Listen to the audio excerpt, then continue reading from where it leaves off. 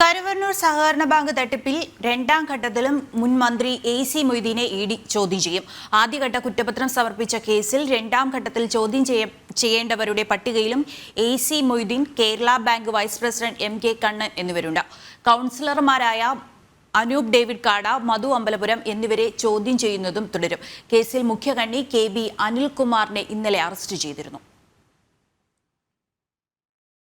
മുൻ മന്ത്രിയും CPM സംസ്ഥാന കമ്മിറ്റി അംഗവുമായ എ.സി. മൊയ്തീനെ കേസന്വേഷണത്തിന്റെ തുടക്കത്തിലും ഇഡി ചോദ്യം ചെയ്തിരുന്നു. ബിനാമി ഇടപാടുകൾ നടത്തിയിരുന്നോ എന്നതിൽ വ്യക്തത തേടിയായിരുന്നു ചോദ്യം ചെയ്യൽ. എ.സി. മൊയ്തീനുമായി ഏറ്റവും അടുപ്പമുള്ള Thrissur corporation councillor Anoop David കാടയെ 2 ഘട്ടങ്ങളിലും നിരവധി തവണ ചോദ്യം ചെയ്തിട്ടുണ്ട്. എ.സി. മൊയ്തീന്റെ നിക്ഷേപങ്ങളിൽ ചിലത് ഇഡി മരവിപ്പിക്കുകയും ചെയ്തിരുന്നു.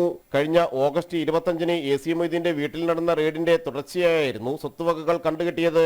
40 ലക്ഷം രൂപയുടെ നിക്ഷേപങ്ങൾ കണ്ടുകെട്ടിയെന്ന വാർത്തകൾ പിന്നീട് എ.സി. മൊയ്തീൻ നിഷേധിച്ചിരുന്നു. കഴിഞ്ഞ സെപ്റ്റംബർ 11-ന് എ.സി. മൊയ്തീനെ ഇഡി തുടർച്ചയായി ചോദ്യം ചെയ്ത് വിട്ടയച്ചിരുന്നു.